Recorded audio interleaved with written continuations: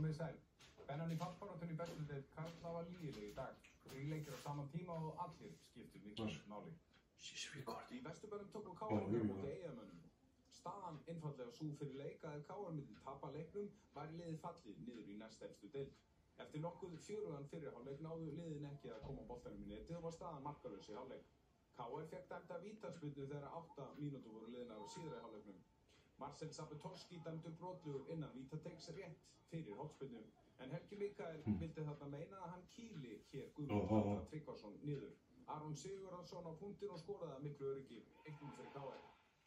Eyjamenn fóru nánast strax upp í sókn og jöfnuðu leið 1-1 og var þar að verki Oliver Heiðarsson.